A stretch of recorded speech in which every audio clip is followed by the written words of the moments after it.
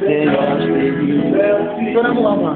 Ton amour à moi, c'est bon. Et non des esprits. Et non des esprits s'accordent dans un élan de tendresse. Je me réjouis sans cesse. Je viens savourer l'amour. Et mon cœur contient pour toujours et partout. Seigneur, je te dis merci. Ton amour en moi. Yahweh. Et notre esprit s'accorde dans un élan de tendresse. Je me réjouis sans cesse. Je viens savourer l'amour. Et en fait, à ce que nous puissions savourer l'amour de toi et que nous puissions rester dans ta présence, t'entendre parler au Jésus. Est-ce que tu peux dire merci en acclamant? Est-ce que tu peux acclamer les seigneurs? Est-ce pas acclamer les seigneurs? Ça fait un bon moment qu'on est en train de parler de Dieu au contrôle pour répondre aux places. Et nous avons parlé de Dieu au contrôle dans nos relations. On avait parlé de Dieu au contrôle dans nos relations. Il y a 3 relations que Dieu contrôle. La relation avec lui. La relation avec vous-même. Dieu contrôle même ta relation personnelle.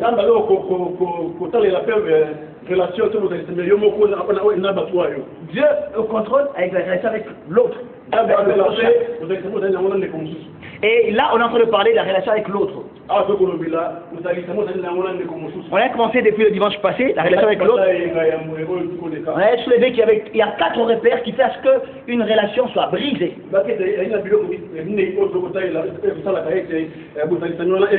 Il y a ces 4 choses que je disais.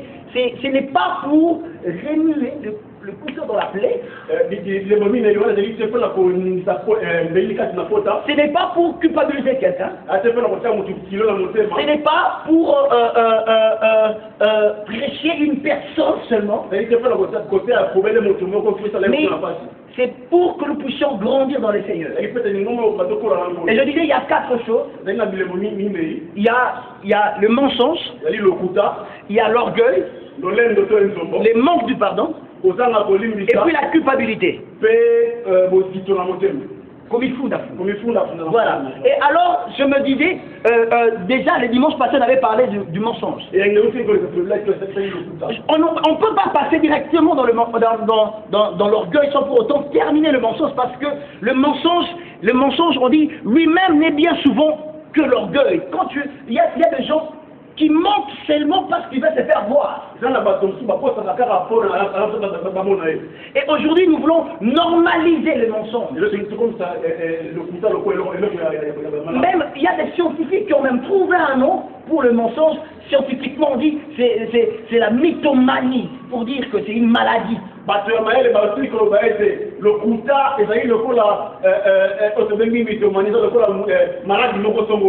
ils ne veulent même pas parler que c'est le mensonge, mais c'est la mythomanie. La personne qui ment comme ça veut dire non, en fait, ce n'est pas un menteur, c'est un mythomane. C'est une personne qui est en train de confondre la réalité. Il est en train de créer la réalité, le fait de la réalité qui n'existe pas.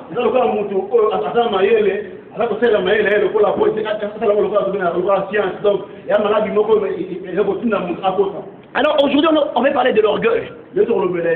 Pour la première fois que j'avais posé la question à quelqu'un pour savoir c'est quoi l'orgueil. Et la personne n'avait pas de mots juste pour me définir l'orgueil. Tellement qu'il était bloqué, je me souviens encore. Il m'a juste dit que l'orgueil tue. C'était ça sa définition. L'orgueil tue, c'est tout, point barre. Et je pensais qu'il y avait, certes il n'y avait pas de mots, mais avec le temps, je me suis rendu compte qu'il m'avait donné la bonne et la meilleure de définition. Parce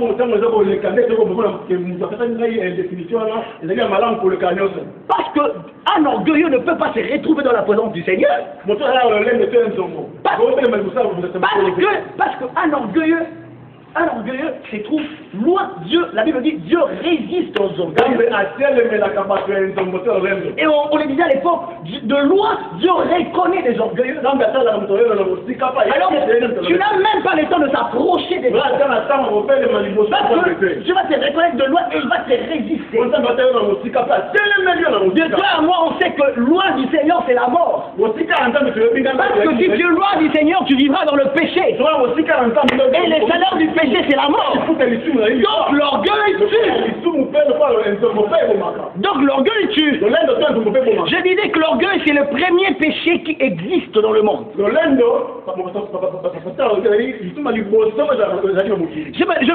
Parce que le diable a été précipité à cause de son orgueil.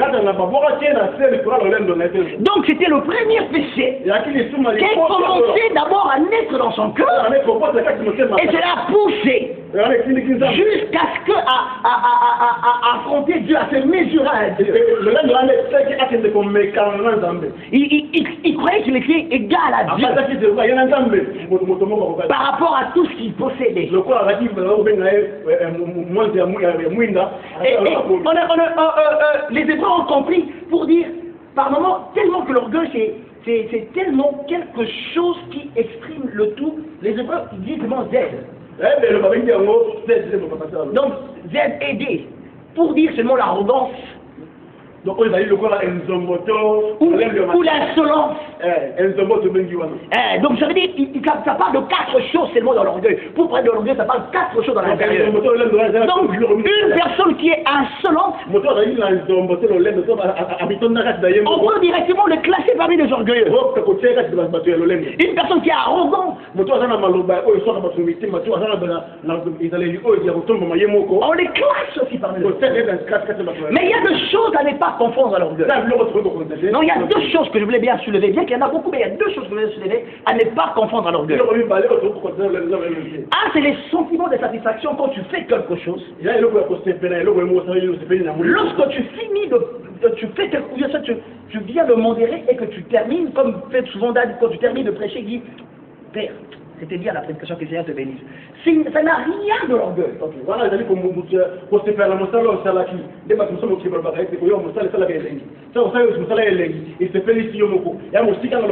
Quand tu fais quelque chose et que tu sens que vraiment je l'ai bien fait, tu es content de l'œuvre abattue, parce que Dieu, la Bible dit, Dieu, après avoir tout créé, il dit ce qu'il a été créé, c'était bon. Amen. Donc si tu ne sais pas te jouir on sait que tu fais, donc ça veut dire que si tu dis, si aujourd'hui on t'écrit dans la tête que non, il ne faut pas te juif, il ne faut pas se glorifier dans ce que tu fais. Donc tu veux dire que Dieu était orgueilleux parce qu'il avait trouvé bon ce qu'il avait fait. Parce que Dieu, après avoir créé, il a dit, ce qu'il a été créé, c'était bon. Alors il ne faut pas confondre ça. Parce que quand on a des compliments des gens, ça encourage quelqu'un encore de faire quelque chose. Il ne faut pas encore confondre le savoir-vivre.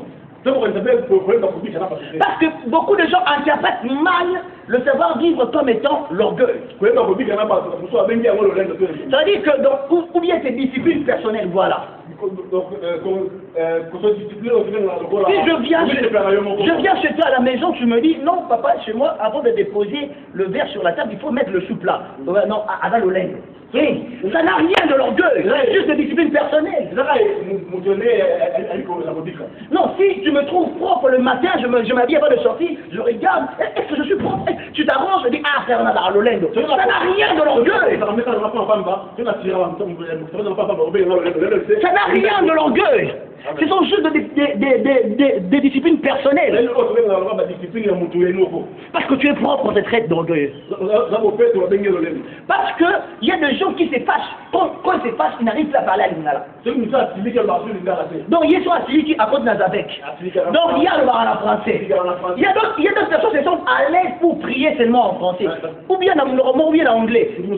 Mais ceux qui ont permis, toi, tu penses que ça n'a rien de l'orgueil. Amen. Ça n'a rien de l'orgueil. Il ne faut pas confondre ces choses. Amen. Je vais parler de A, B, C, D de l'orgueil. A, B, C, D, E, F. Donc A, B, C, D, E de l'orgueil. A, d'abord, l'orgueil A. C'est un esprit intérieur qui naît en nous par notre propre négligence. C'est par notre propre négligence ou distraction. En oubliant la valeur de l'autre. En oubliant l'importance de l'autre. C'est là que l'orgueil vient naître.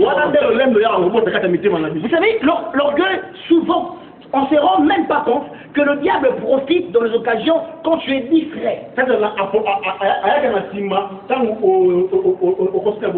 Et à l'époque, je pensais que le jour où Adam avait mangé le fruit, Ève avait mangé le fruit, Adam n'était pas là.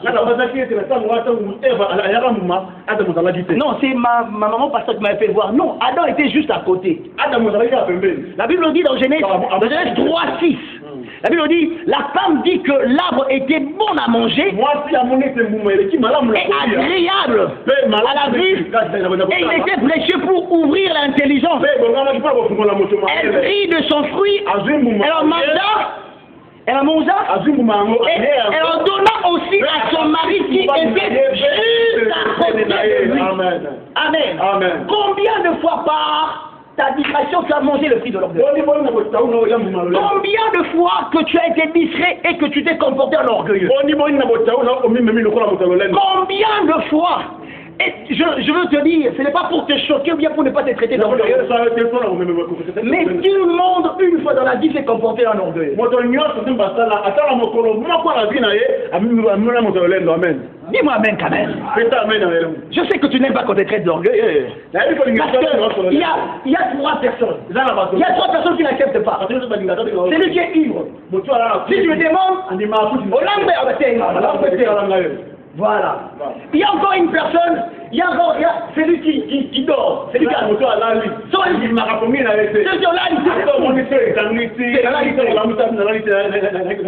et il y a aussi un orgueilleux. Un orgueilleux aussi n'accepte pas. C'est 3 personnes. Il n'accepte pas qu'il est orgueilleux.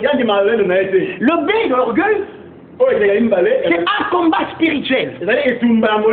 Il est donc important de savoir que l'orgueil c'est un combat spirituel. Donc il ne faut pas rester dans la distraction. Il faut entrer dans le combat spirituel. À chaque fois de veiller sur tes pensées, sur ta bouche. Parce que juste ce que tu dis, ça peut te qualifier de l'orgueil. Même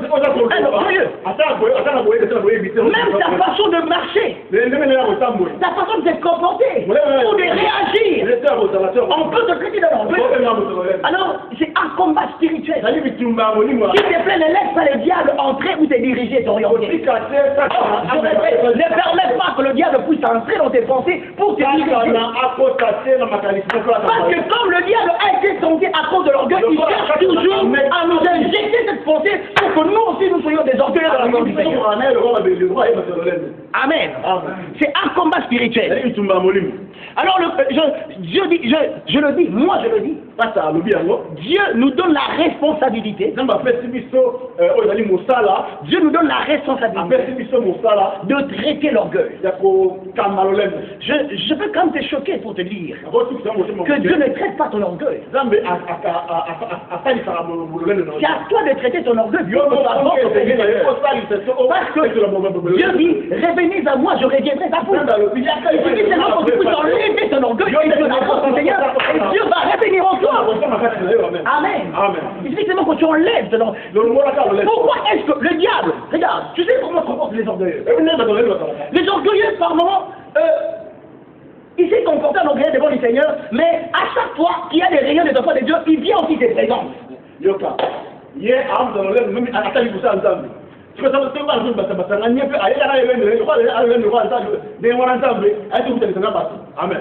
Amen. Je vais encore parler de ça plus loin. C'est C'est une pensée qui accorde du crédit personnel pour quelque chose que Dieu a accompli. C'est ça le roi du canissi. Tu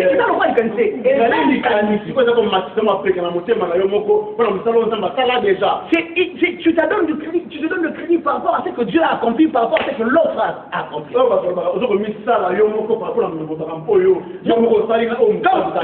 Comme disait David, il y a un de ses frères, dans leur ministère, ils ont commencé le ministère, après il dit, c'est moi le président fondateur de ce qu'on avait commencé ici. Depuis le baptême de Jésus. Il dit non, en fait c'est moi qui ai fondé, c'est juste.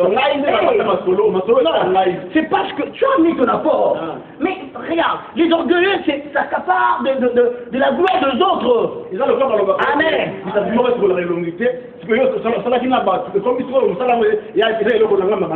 Amen. C'est un point de faiblesse qu'on essaie de dissimuler. Là, c'est deux.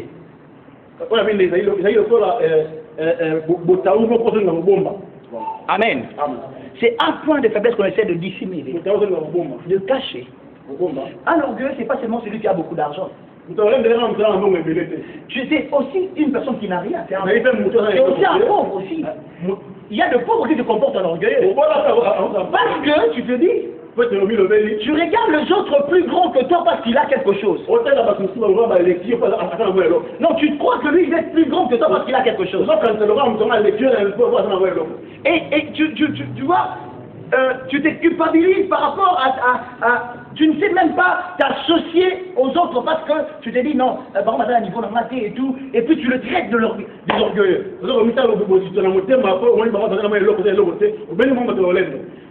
En fait, c'est toi l'orgueil. Tu te dis dans ton cœur, le jour où j'aurai plus de choses comme lui, donc je serai.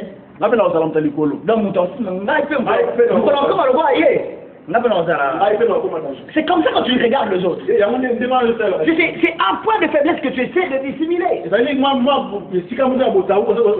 En fait,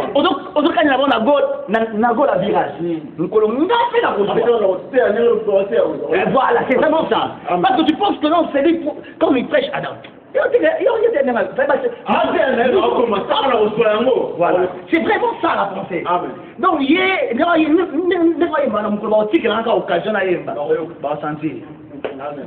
c'est ça l'orgueil. Amen. Et c'est un réflexe inconscient, crypté, codé dans nos pensées. C'est le plus dangereux de l'expérience de l'orgueil. Amen. Quelqu'un te dit bonjour. Donc toi tu réponds par la tête. Non, on te dit vraiment bonjour, avec beaucoup, on t'a dit c'est énergie pour te dire bonjour, toi tu réponds par la tête.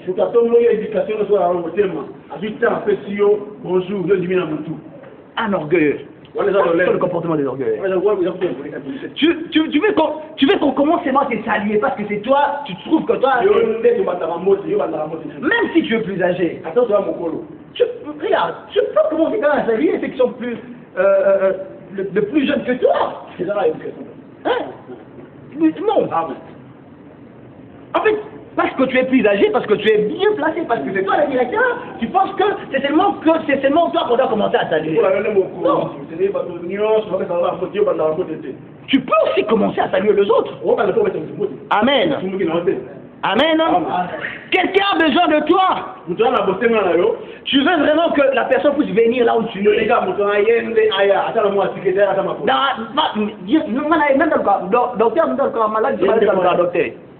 On a tellement des adages qui cachent l'orgueil. En fait, il y a besoin c'est ça vraiment. Attends, les culs, on a besoin d'un bon. Non, il y a des je vous dis, il y a quelque chose, à l'époque, quand je devais me marier avec ma femme, et ma femme rêvait un couple comme des parents. Elle m'a présenté ces couples-là. On est allé pour voir le couple. À l'époque, j'étais vraiment un débrouillard. Donc, à l'époque, je gardais $10 la semaine incertain. Voilà. Donc, à l'époque, je gardais $10 la semaine incertain. C'était vraiment compliqué. Pour se retrouver, c'était vraiment... Mais ma femme m'a aimé comme ça. Alors, quand on est allé voir le couple, on a parlé. C'est comme on fait toujours la remarque, mes proches me disent, toi tu es tellement affectif, tu es tellement affectif. Quand tu vois les gens, tu t'accroches. Et je suis parti, on s'est changé de numéro. J'ai commencé à appeler les couples pour juste dire bonjour parce que c'était nos parents, futurs parents. J'appelle les maris, ça sonne, ne répond pas. Je me dis sûrement qu'il est occupé. À l'époque, il travaillait, si tu travailles dans une entreprise de télécommunications de Rwanda. Alors, j'appelle la femme, ça sonne, elle ne répond pas. Je me dis, ah, mais sûrement qu'ils sont abusés. J'ai réussi encore 3 fois, 4 fois. J'ai dit à ma femme, ma fiancée à l'époque. Je dis, mais pourquoi est-ce que le parent, quand j'appelle, ça sonne, ne répond pas? Et la femme aussi a réporté, là-bas, elle est allée parler au parrain. Ah, bienvenue, dit qu'à chaque fois que vous appelle, vous ne répondez pas. Et la marraine répond à ma femme. Moi, si l'appareil à l'envie, je dis à ma femme, ça parrainé donc si vraiment seulement que à partir de ce jeu de ma femme, regarde, c'est vraiment comme tu avais rêvé dans ta vie, ce sont tes parents. Dis-toi que le jour où parce que moi là, ils sont plus mes parents. Et c'est fini, on a changé les parents. Donc il faut vraiment, faire attention, très attention. Les orgueilleux n'attendent qu'on commence seulement. Parce que toi tu as besoin de lui. Tu fais ton plus te mettre à la première place. Mais c'est moi à niveau dans la tête. Où va le niveau dans la tête? Non, attends, à niveau dans la tête, 4 ma colonne, 3 mi-tours, je comprends pas. C'est quoi à niveau là? C'est comment à niveau là? Si tu viens, on te donne une place, mets-toi. Surtout si on ne sait pas qui tu es. Parce que on ne peut pas, on ne sait pas, peut-être que tu es un serviteur de Dieu. Mais respecte pas ça. Il y a une place pour toi. Directement. Nakena église on va pas faire un soukaban. Donc attends, na soukaban on a dans quitté. Amen. Et ce n'est pas ça. Tu veux être compris, te donner des titres, des titres honorifiques.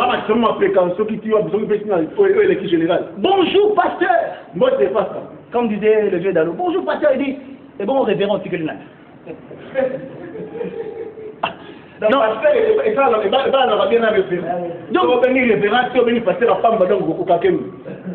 Bonjour Bishop.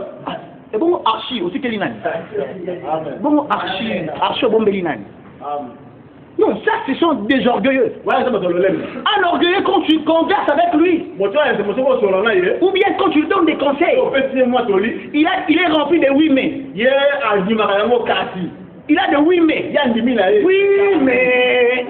Oui, mais c'est que tu es en train de dire oui, mais donc ça veut dire un orgueilleux attend à ce que toi tu puisses respirer pour qu'il puisse parler.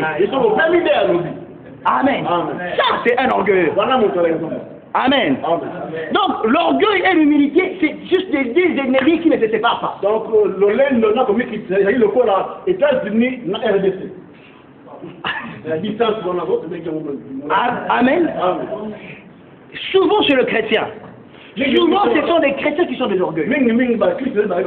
Parce qu'il est chrétien, il croit que lui il est plus supérieur que l'autre. Parce qu'il est chrétien, il a plus de temps de retraite, de prière, il pense qu'il est plus supérieur que l'autre. Et quand il regarde, il fait Moussou. Est-ce que nous pouvons lire la parole du Seigneur? Prenons nos Bibles, Luc 18, 10. On peut se lever pour lire la parole du Seigneur. Luc 18. Luc 18, verset 10 jusqu'à 14. Je lis au nom de Jésus. 2 hommes montèrent au temple pour prier. L'un était pharisien et l'autre publicain. Les pharisiens debout priaient ainsi en lui-même. D'autres versions disent dans son intérieur.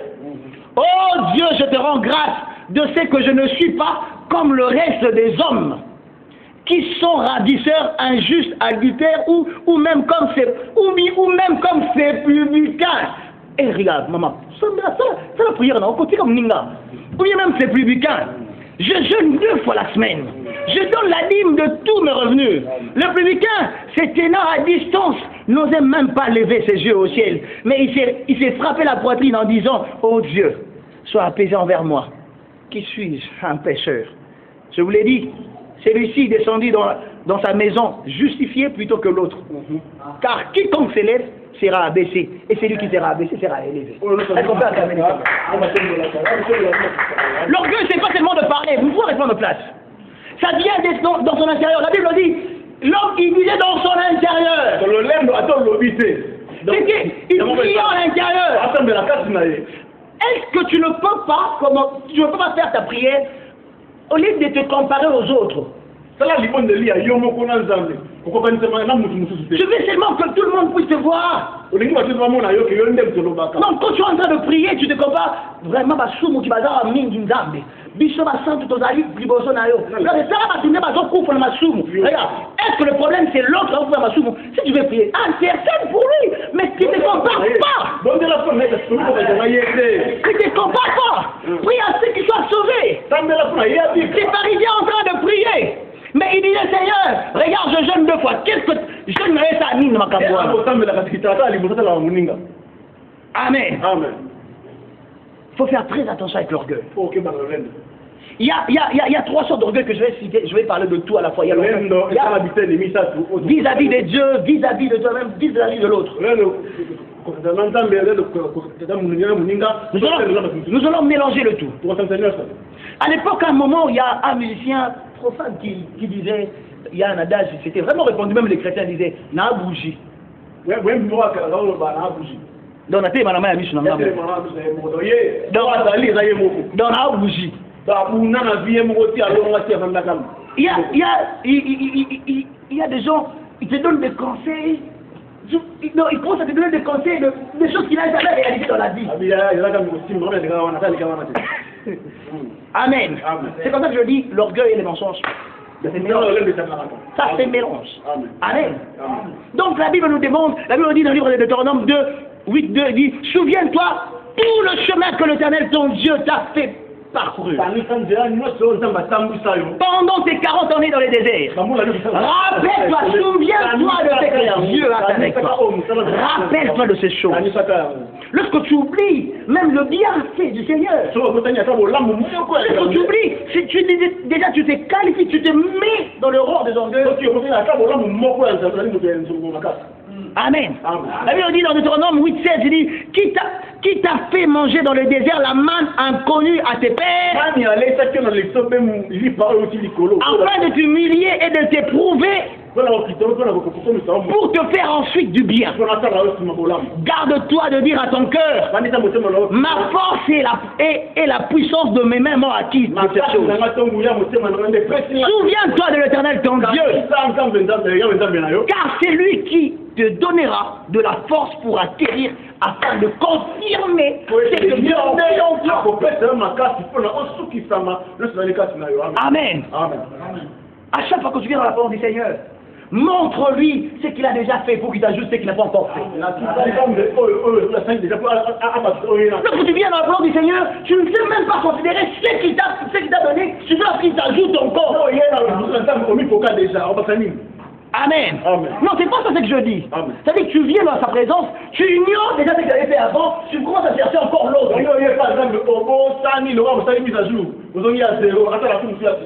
Amen.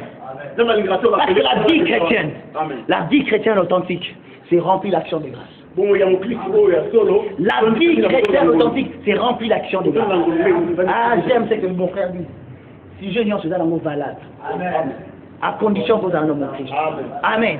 La vie chrétienne authentique, c'est rempli d'action de grâce. De voir, c'est que c'est rempli de connaissances, de reconnaissance envers le Seigneur. Ça englobe ce que Dieu a fait dans le passé, dans le présent, dans l'avenir. Tu n'as pas compris. Ça englobe le tout. Quand tu rends des actions de grâce, tu englobes déjà ce qu'il a fait dans le passé, ce qu'il fait maintenant et ce qu'il fera ensuite. J'aime dans l'Apocalypse 4. La Bible dit ceci, les 4 êtres vivants ont chacun 6 ailes. Ils sont remplis de Dieu tout autour, au-dedans et à l'intérieur. Il ne cesse de dire, je me demande, pourquoi est-ce qu'on a donné la description des 4 êtres vivants? On pouvait seulement parler de 4 êtres vivants, point barre. Mais ils ont donné une description différente par rapport à tous les êtres vivants qui étaient dans le ciel. Alors la Bible dit ceci, lorsqu'ils ont fini de donner la description, il dit, il ne cesse de dire jour et nuit, Saint, Saint, Saint est le Seigneur, Dieu le Tout-Puissant, c'est lui qui était, qui est et qui vient. Il donne la reconnaissance par rapport à cette particularité. Mais l'action prouve que tu es unique dans le monde. Donc, regarde, est-ce que tu ne peux même pas, pour cette chose de l'Andabé, pour Zayou? Amen. Tu n'as pas encore procédé. Tu n'as pas encore procédé ce que tu dois normalement procéder. Mais commence déjà à glorifier le Seigneur par rapport à ce que tu es. Amen. La reconnaissance à Dieu. Ça te pousse à reconnaître que ceux qui n'ont pas besoin, ils ont raté. Amen. L'orgueil est essentiellement le culte de soi-même. Il cherche à accomplir, il dit vraiment,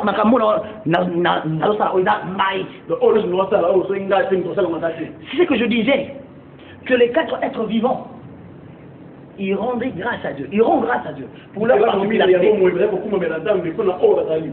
Mais je voulais te dire encore une chose, que ta particularité ne te fait pas indispensable. Ok.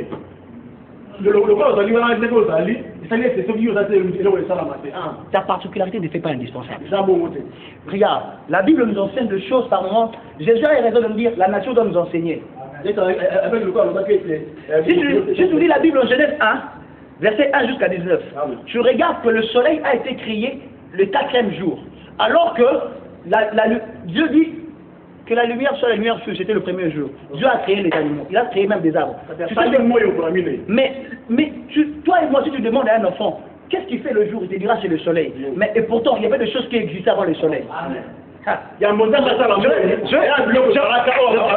Aujourd'hui, il y a des gens qui dépendent de toi. Regarde, aujourd'hui, il y a la photosynthèse. La photosynthèse, ce sont des choses.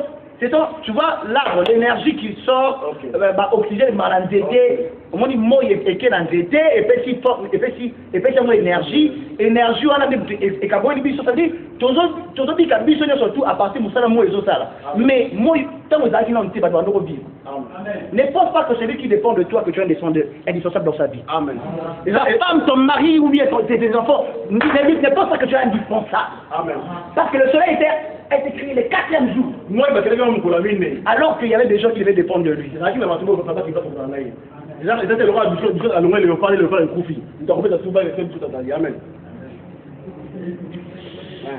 Frère joueur. Amen. Donc, c'est pas que les gens vont se limiter seulement à toi. Je disais, et je le répète encore, Satan a été rejeté à cause de l'orgueil. Beaucoup de gens ne réalisent pas l'exaucement de leur prière à cause de l'orgueil. Parce qu'ils ne se rendent même pas compte que dans l'intérieur, ils sont des orgueilleux qui s'ignorent. Amen. Il y a 3 observations que je vais soulever par rapport à l'orgueil. 1. Par rapport au refus de la repentance. Comme je disais que le diable ne s'est jamais repenti, mais il se présente dans la réunion des enfants de Dieu. Tu vois des orgueilleux, si vous avez un problème avec eux, il va c'est bon que vous comme ça relation et vous me sans demander pardon. tout dans la carrière, tout ça, et côté. Non, demande pardon, commence à corriger d'abord ce que tu as fait. Et puis nous allons répondre notre relation. Mais les orgueilleux cherchent à ce que les choses s'arrangent automatiquement. Bilibi, balaboum, boum, ça change. Non, c'est pas ça, ça ne marche pas comme ça. Il faut d'abord commencer par se repentir. Demander pardon. Un orgueilleux a du mal à demander pardon. Un orgueilleux ne sait pas reconnaître ce qu'il a fait. Mais il peut aussi se présenter au sein du personnel à IFP. Parce que le diable, c'est comme ça que je disais même la formation de conducteur. Attention avec les choses qu'on dit, oh la présence de Dieu est la force totale du diable. C'est faux, la présence de Dieu n'est pas la force totale du diable. Parce que le jour où Dieu voulait à ce que Ézéchiel soit tombé, c'était Ézéchiel ça, un roi qui devait tomber. Alors il a demandé qui va faire tomber ce roi? Akab. Voilà, Akab, je cherchais. Akab, et la Bible dit, l'esprit du mensonge est venu pour dire. Amen. Il dit, mais tu feras comment? Il dit, je vais aller, je suis le prophète. Il faut faire attention même dans les prophéties qui sortent. Je ne prêche pas les prophètes, je te prêche toi. Je veux à ce que tu puisses, que le Seigneur te donne l'intelligence et la sagesse de discerner la prophétie. Amen. Il y a des choses qui se feront seulement quand tu es dans l'intimité. Tu n'as pas besoin de se dire, oh, aucun des potos. Beaucoup de potos, à l'époque, c'était Moutana Poto, donc ça veut dire que la prophétie là n'a pas ta place. Amen. Donc il faut faire attention. Et un orgueilleux, deuxième observation, il a ses sentiments d'autosuffisance.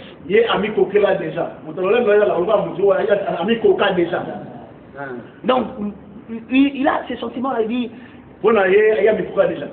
Mobola me têtu. Hein, Mobola têtu quoi. Donc, Nazali, il cherche à vivre au-dessus de ses moyens. Il ne fait pas de choses parce que Dieu lui a demandé de faire, mais il fait des choses pour impressionner. Il se donne seul des solutions. Il se donne lui-même. Troisième observation, un orgueilleux vit dans l'entêtement. De ce que Dieu lui demande de faire. Dieu te demande de faire quelque chose pour lui, tu résistes. Combien de fois Dieu t'a donné des directives que tu n'as pas obéies? Combien de fois Dieu t'a parlé? Et puis, regarde, tu n'avais pas cette pensée avant. Jusqu'ici, tu sens dans ton cœur qu'il y a quelque chose qui vient dans ton cœur. C'est désir qui monte dans ton cœur. Tu penses que c'est pour toi. C'est pas pour toi. Il y a quelque chose, regarde. La Bible dit, David eut le désir de boire l'eau de Bethléem. En fait, regarde ce qui se passe. David, il avait une prophétie pour son trône qui restera éternel. Qu'est-ce qui se passe? David ne savait même pas. Et il y a maintenant ces désirs qui est monté dans son cœur. Il dit, qui m'amènera l'eau du puits de Bethléem? En fait, David ne cherchait pas l'eau du puits de Bethléem. Il cherchait qu'en plus, parce qu'à Bethléem, là, il y avait des Philistins qui régnaient, qui contrôlaient Bethléem. Alors, il cherchait à ce que Bethléem soit dégagé, sauvé, pour qu'il puisse préparer la maternité pour le Messie. Quand on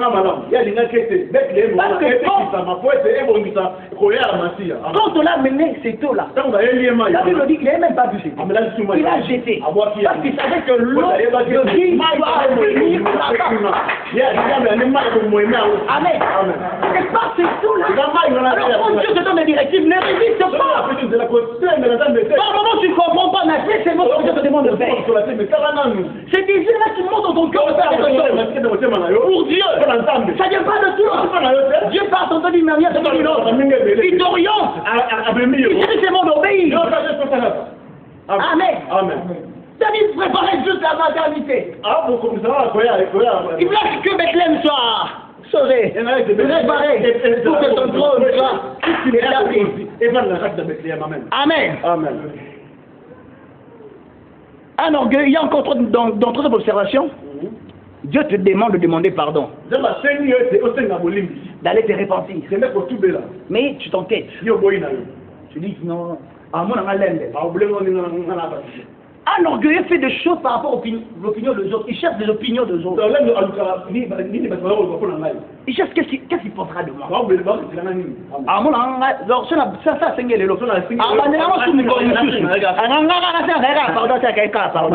Moi qui vous parle ici, j'ai appris à demander pardon par ma femme. C'est ma femme qui me l'a appris. Je ne sais pas qu'est-ce que tu as appris de ton mari et de ta femme. Je dis à personne. Amen. Là, c'était moi. Personne Amen. Amen. Moi, j'ai appris à demander pardon. Dieu te demande d'orienter, de jeûner et de prier. Mais tu ne trouves pas l'importance. Dieu peut te traiter d'orgueilleux. Non, Dieu te traite d'orgueilleux. Tu n'obéis pas. Amen. Il te demande de recevoir dans ton cœur. Tu pars quelque part, on te dit, on prêche. Tu sens que tu vas recevoir Jésus. Tu regardes à gauche, tu regardes à droite, tu dis,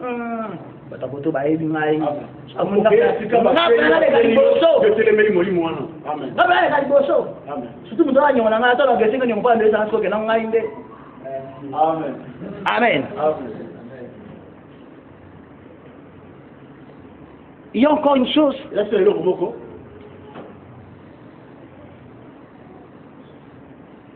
Dieu te demande de laisser une relation, d'abandonner une vie que tu menais avant. Mais tu ne le fais pas. Tu vas vraiment un frère qui est notre frère, que nous appelons frère, avec des barbes. Mais quand il part au travail, il est frère-sœur. Parce qu'ils sont avec son patron. Donc, le frère, quand il part au travail, il devient sœur.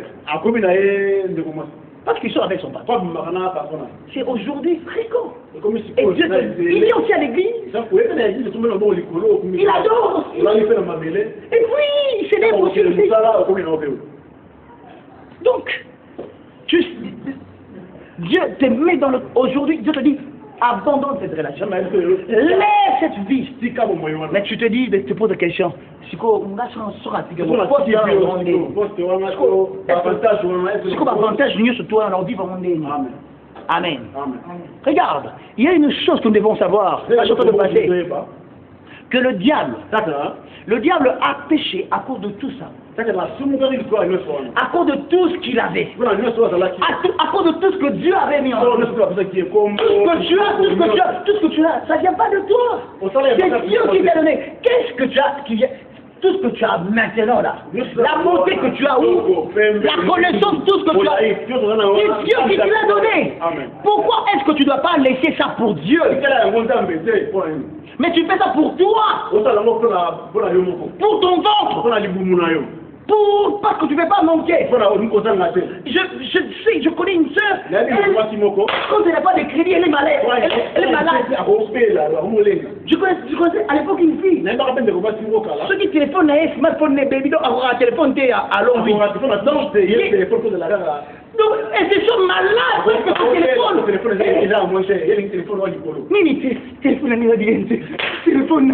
téléphone, rien d'autre, son téléphone. Malade à cause de son téléphone. Mais sans oublier ce que Dieu a donné. Amen. Tu sais qu'Ésaïe est en train de dire, Ésaïe 14 en train de dire, ta magnificence est descendue dans le séjour de mort, avec les sons de tes luttes, tes harpes, sous toi, et une couche de verre. Et le verre sans ta couverture maintenant. Te voilà tombé au ciel, âtre brillant, fils de l'aurore. Tu es battu à terre.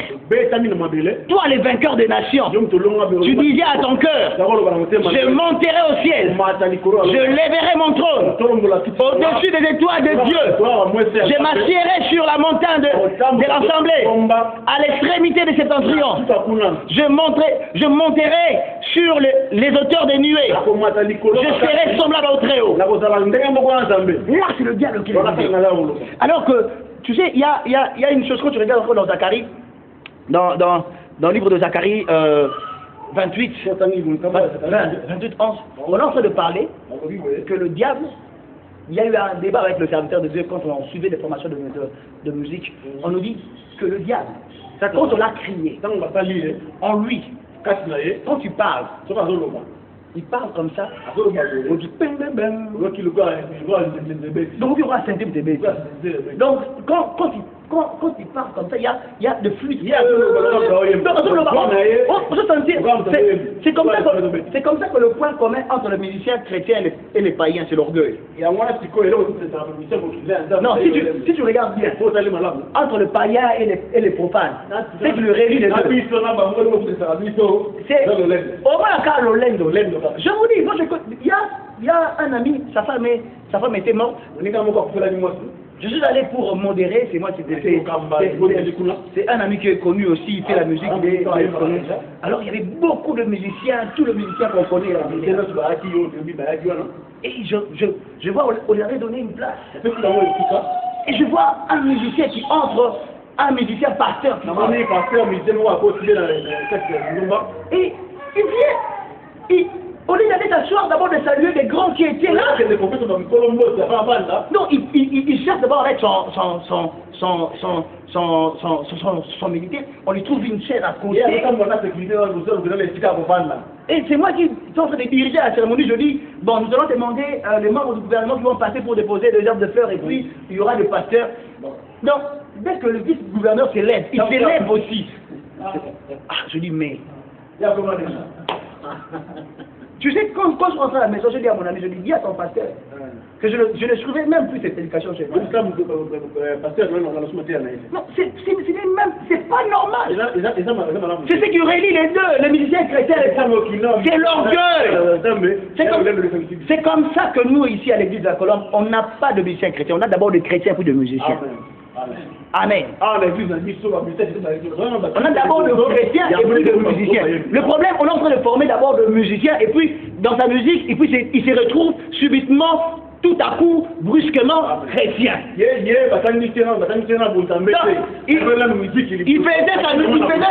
faisait sa musique,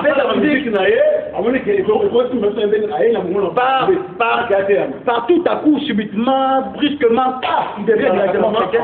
Et puis là, maintenant, il commence à faire des choses, et puis tu viens, le frère, quand on l'invite, il vient en retard. Non, il est en retard, donc ça veut dire qu'il faut... Je parlais avec Dali à l'époque. J'avais organisé une journée d'étudiants. C'était des finalistes. J'ai appelé un homme de Dieu pour venir prêcher. Il me pose la question. Banza Kondje. Banza Libélé. Et nous, si on est 5 à 6, on va prêcher comme si c'était des millions de personnes. Le problème, ce n'est pas le nombre de gens. Pardon, c'est la parole du Seigneur qui va passer. Amen. Ce n'est pas le nombre de personnes qui comptent. Parce que je sais que le 12, seulement 12 personnes, ils ont répondu la parole dans le monde entier. Nous, on est au-delà de 12. Alors je sais que la parole de Dieu va aller. Et l'orgueil n'aura plus sa place.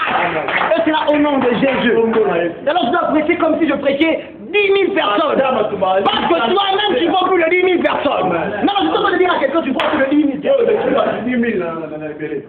Ton âme là, c'est plus que le monde entier.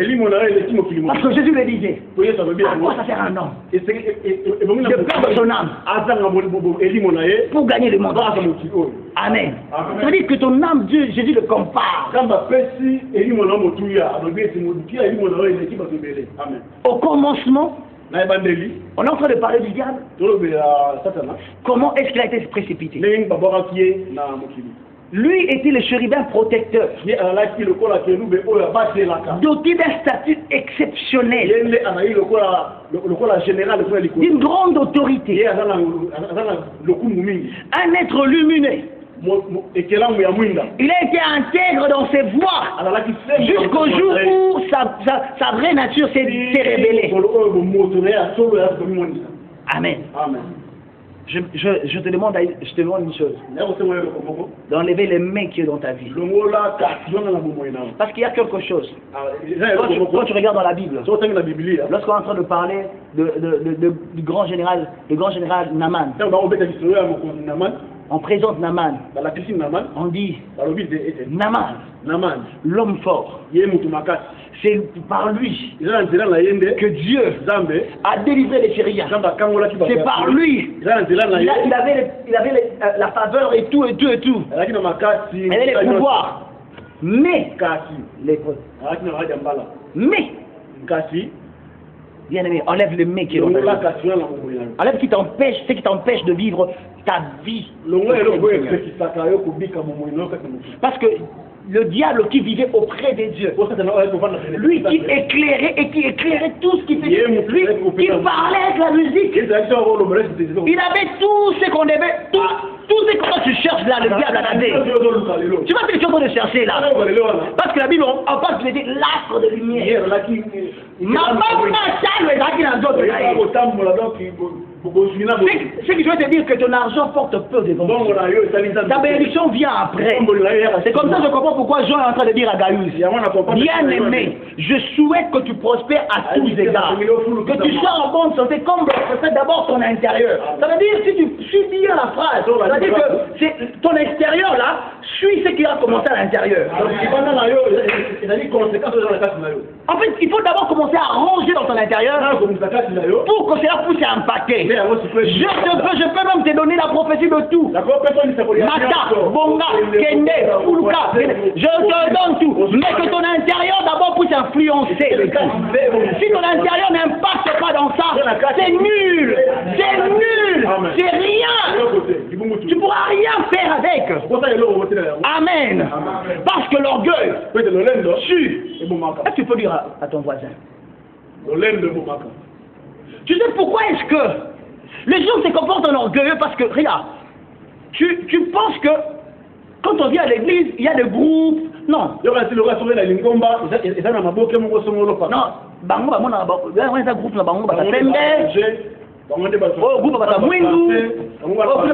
non, ça veut dire que toi-même tu te mets de l'idée. Alors tu penses que les autres sont plus supérieurs que toi. Non, dans l'église il n'y a pas de groupe. Si on trouve qu'il y a des groupes, on va séparer tous ces groupes-là. Dans l'église, on a des départements. Tu viens, tu suis la formation des serviteurs, et puis tu entres dans les départements, tu commences à servir. Et c'est là que tu vas trouver une famille. Les orgueilleux, tu sais les orgueilleux ne vivent pas avec les autres. Les orgueilleux, lui, il s'écarte. Il pense, non, il n'est pas danger. Lui, il pense que ce sont des privilégiés. À l'église, il n'y a pas de privilégiés. Je croyais que tu allais me dire, je dis à l'église, il n'y a pas de privilégiés. Le souci que j'apporte pour toi, j'apporterai le même souci pour mon frère. Amen. Mais ne pense pas que parce qu'on n'est pas venu t'assister. Comme il y avait un pasteur là à Kinshasa dans une église, on me dit, le pasteur a quitté l'église parce que le jour de son mariage, le pasteur titulaire n'était pas parti. Non, ne pense pas ça. Il ne faut pas qu'on puisse confondre deux choses. Même les gens pensent que quand tu es professionnel, c'est l'orgueil. Ce n'est pas ça. Amen. Il faut éviter ça. Il faut que tu enlèves dans ta tête. Je répète, j'insiste sur ça. Que quelqu'un se dépasse parce qu'il a quelque chose. Amen. Que quelqu'un se dépasse parce qu'il a quelque chose.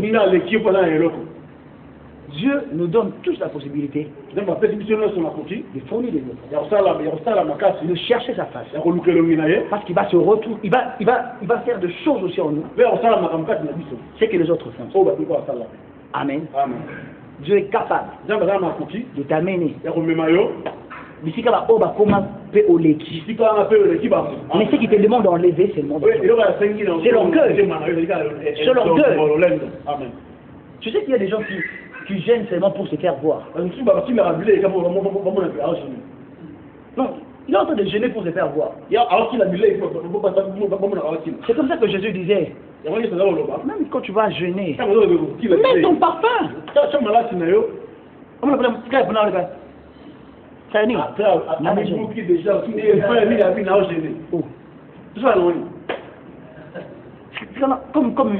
Comme une fille me disait hier, on s'est appelé une fille qu'on travaille avec. Elle dit, Chief, non, si on a un jeune, maman, si on a un jeune, on a un jeune. Elle dit, pour moi, si on a un jeune, c'est pas crier, les gars, il y a même un client. Donc, je me dis, comment est-ce qu'on peut t'appeler au téléphone, les gens sentent qu'on a un jeune? Non, qu'on va t'appeler un jeune. C'est quoi là? Ça vient faire quoi ici? Non. Cherche le Seigneur avec l'humilité. Parce que ma Bible dit ceci. Que Jésus, il s'est humilié lui-même. Il s'est humilié lui-même. C'est pourquoi Dieu l'a souverainement élevé. Il a donné le nom qui est au-dessus de tout. Avec l'honneur de Jésus, tout genou fléchi. Et toute langue confesse que Jésus-Christ est Seigneur. Avec tes acclamations.